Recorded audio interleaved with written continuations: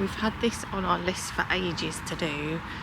My brother and I, when our mum died in 2020, we inherited loads of family paperwork, and we'd always known that our dad's mum, so our granny's brother, so our great uncle, had been killed in the war and was shot down somewhere around Holland, Belgium. We'd got the paperwork that his parents were sent to say he was dead and how he died, and then they sent back his watch with his RAF number on. So he was a sergeant, he was Sergeant Ellis Bolt. And we've always said there was a photograph in the family memorabilia stuff, that there was a photograph and some paperwork that his parents had visited the war grave, like permission to visit, and they could apply for some money to help them with their transport to be able to visit. So we're assuming the mum and dad visited, which would be our great grandparents, because there was a photograph of the grave. And Ian and I have always said we'd love to come and visit. So here we are. We think we're in the right place. We've just picked up a map, and this cemetery is massive. It's at least 2 kilometres long. So we're going to go and see if we can find him. Belgian. It's either these ones or these ones, I guess. Yeah, and it says 4A, so there's a 4. So is that the path, the grey bit? 4 on there. 4 and there's an A. Oh, yeah. This is massive. Yeah.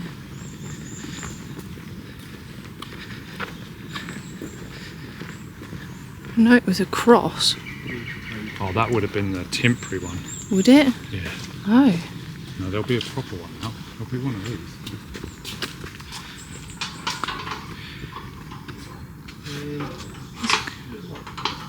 Please close the gate. Don't worry about the handle.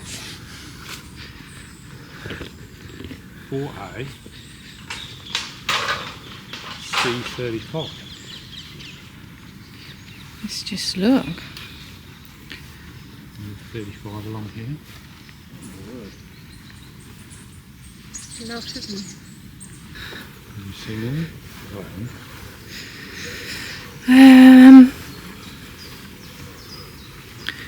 Engineers, Royal Signals. All like most of them in the 20s. Look at his nickname, Donkey Man. Yeah. They've got That's what it says the there. bird. Oh, these have got, here you go, 4AC. Ah, oh, this is like It's complicated. map work. The 35 must be down the end. If it starts this end. Oh yeah, here we go. This is more piloty. What feet?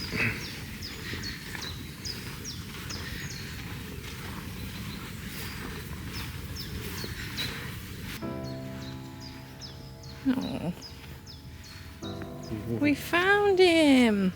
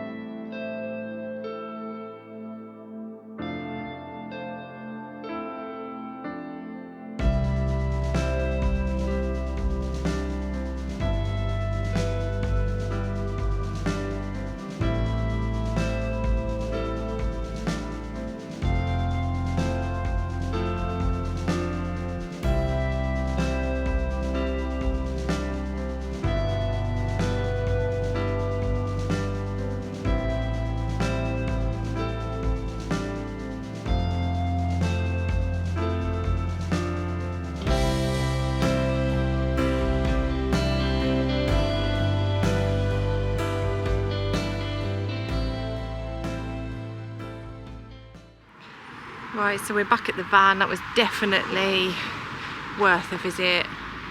I'd say even if you don't have any relatives there, it was fascinating to look, and we only looked at a tiny amount of it. It's absolutely massive cemetery, beautiful gardens to walk around.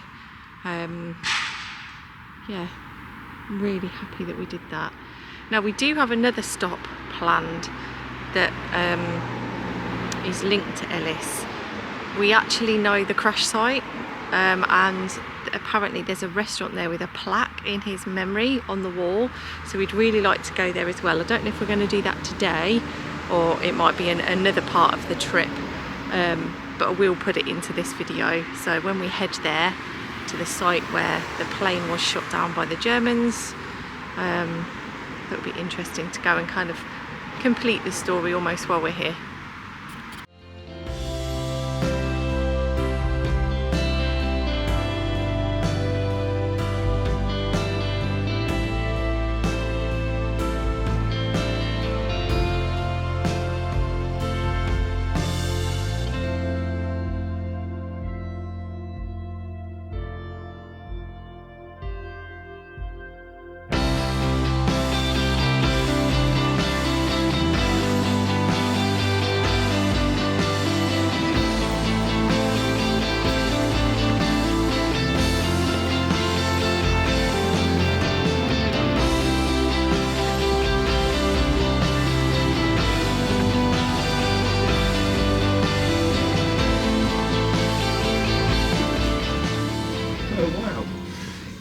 That's mad. Crashed in flames nearby. Does that actually mean in the water? It says the, doesn't it? Must be that river. Got a QR code. Oh yeah. Oh yeah.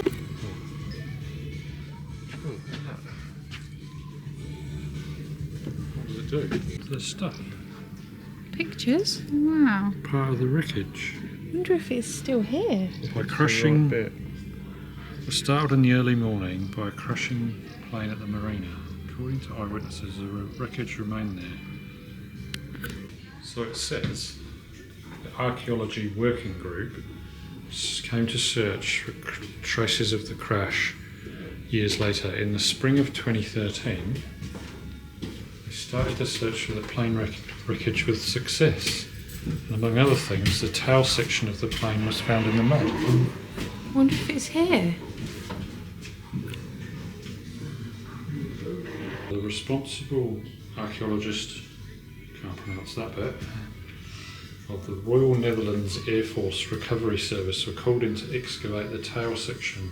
These and other parts were temporarily stored in the, can't pronounce that either, depot in Middelburg and later loaned to the Wings to Victory Foundation.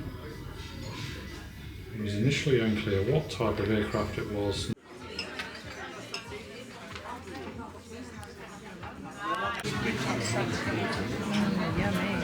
Well, put it down, you know the rules. Feel my pain. Is that acceptable food? Is that acceptable filming? Sorry, you can't eat dinner. Okay. Have to wait 3 hours. I'm on a diet. Kerry's on a diet. So according to the map, this is the site of where the plane came down. Just spoken to a local, but his English wasn't particularly good, better than our Dutch. But yeah, so I didn't say before, we've actually come back into Holland, tiny little bit at the top in a place called Paal, P-A-A-L. And this is the site, and we found a QR code that says about 10 years ago they actually recovered the plane, and it is somewhere in a museum in Holland, so we might see if we can try and find that. But this was the spot. You'd be absolutely bummed. They'd gone and set their bombs off in Germany and they were on their way back and they were got.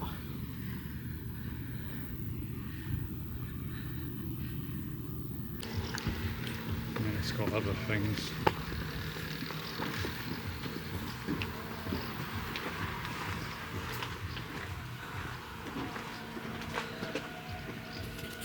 Not stay longer than that, I think. We have just lucked in. We just came to look at the sign to see if we could fit side by side on one space, and the motorhome went. Free parking for 3 days. Amazing. So we're just guarding the spots.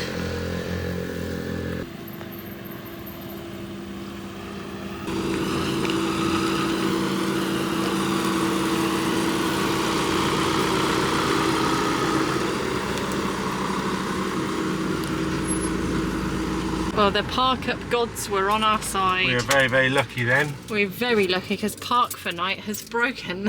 Oh yeah. So we were struggling to search for anything else. Get the kayak now if you want to go for a Oh my god, we could take the kayak out, couldn't we? Need to check the tide, really. It's quite a long way to go. Yeah. Carry it. Maybe not. Maybe not. Maybe we just go for a walk.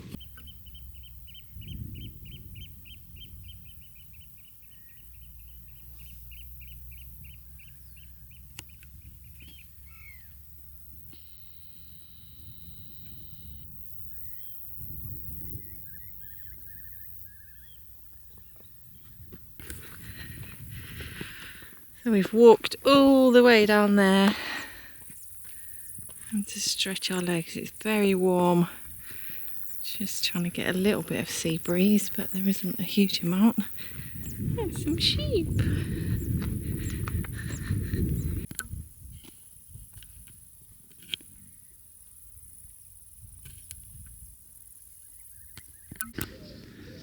A very cute little restaurant in the village.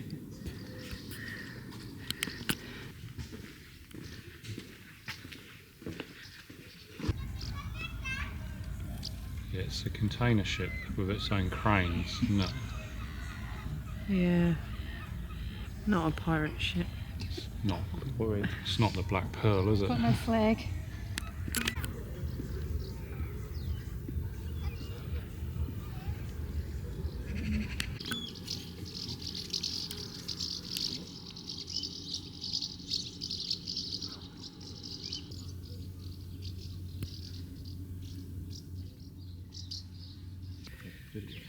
Oh, it's cleared out a bit this morning. Looks quite and cooler. Yeah, I don't think the cafe opens until about 11. So, oh look, and the barrier comes down. Good job we didn't go up there then. Oh, yeah. It does say no motorhomes up there. Although that spot's really good because you can have up to 72 hours. Yeah, it's really good. There's a bin, a little bit of glass we used to pick in. Obviously no waste dump or toilet or anything, but it's great. Pretty quiet. I've had a few tractors go past and Yeah, if you go a couple of noisy motorbikes, but if you go to the cafe, there's loos there and the food's really nice and quite cheap. But so you can be up here for 3 days if you want. if So- you had a bike and you like cycling, this is on. There's loads of arrows for the routes and stuff.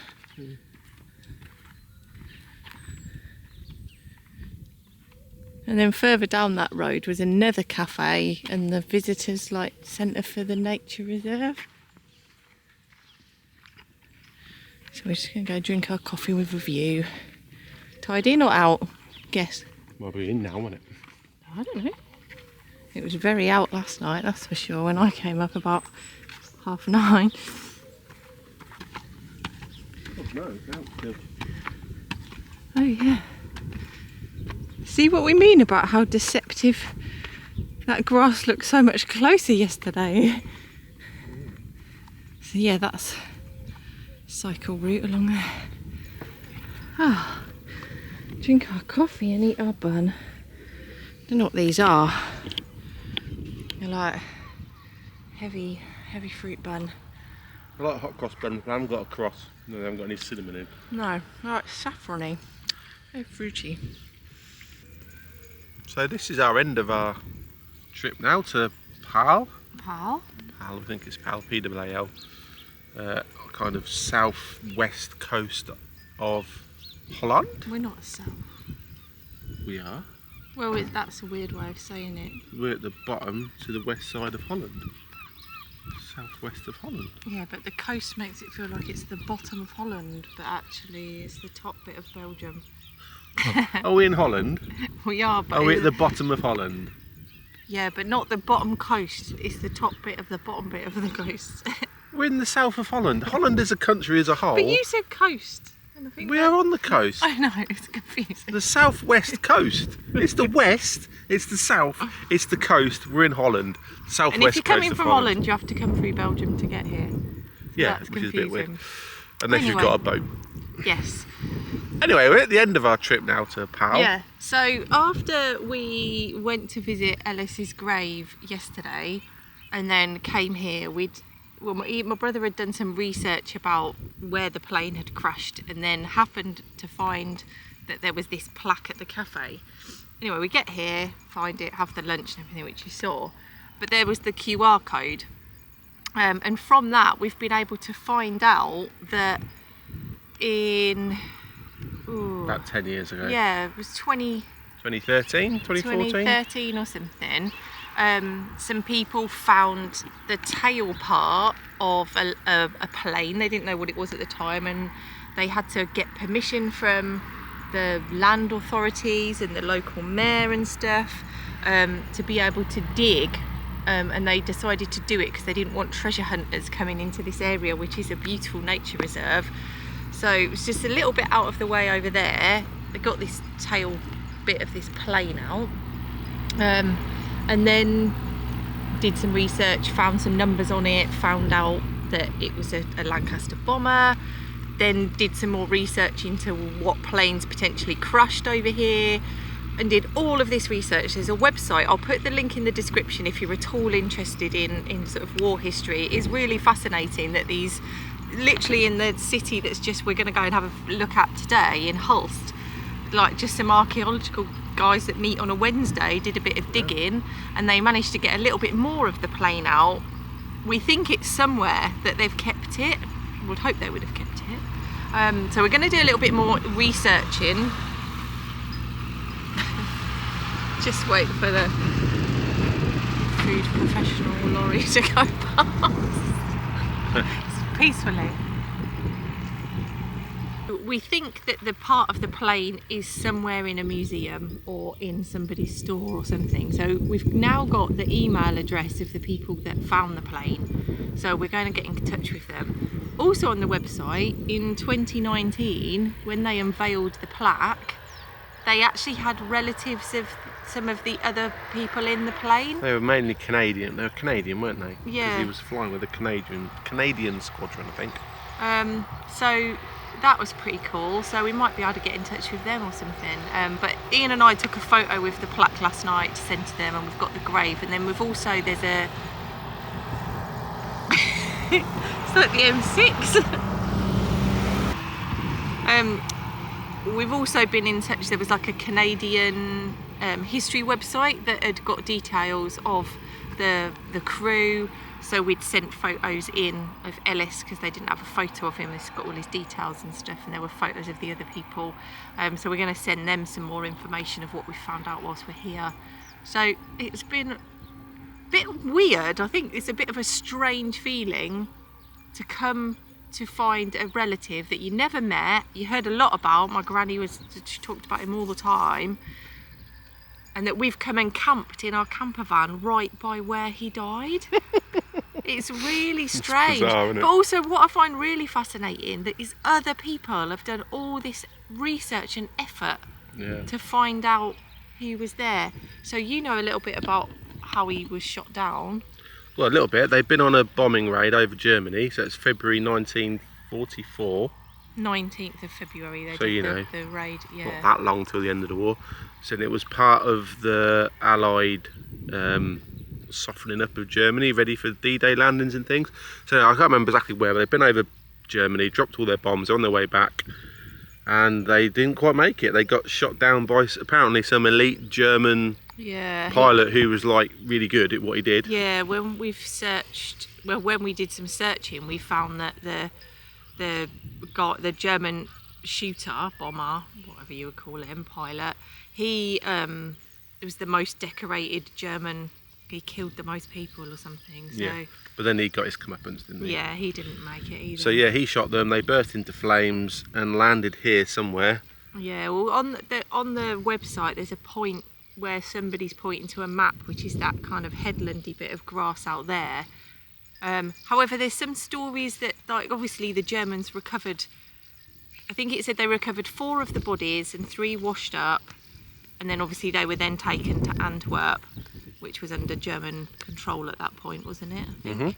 Yep. Which is why they're all in the cemetery there. But Well, no, it's not. They got taken somewhere else and buried, and then I think once the Allies cleared it out and were organising stuff, they dug them up and moved them to the Commonwealth War Grave where we went yesterday. But yeah, I just find it really strange that it was that far out that they recovered the bodies. But you know, no one knows.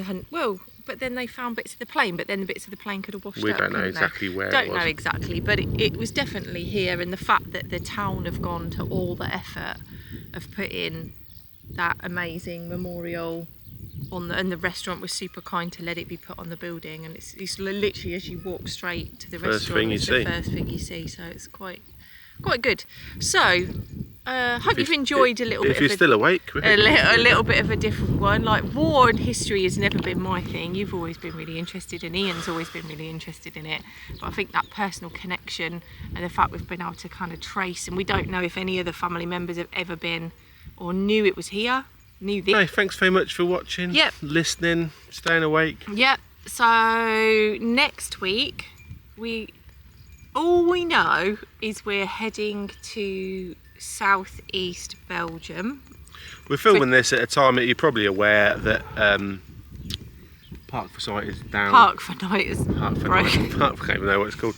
Park for Night is broken, so we can't really look at exactly where we go. We've got a rough plan, but we're heading to more of Belgium. Yeah, so we're heading south east because we've booked a brewery tour in 4 days time. At Le Chouf. Yeah, so we've got till then to get there. So yeah, join us next time where you'll see where we end up. Because we have no idea. We don't know. We're doing our very best of wandering. We are. We're doing proper wandering. With no plans. And it's our wedding anniversary today. Happy anniversary. Happy anniversary. 22 years. You know what they say? What do they say? Less for murder. Next time, don't forget to like and subscribe, ding the bell for notifications, and we'll see you next time. Bye.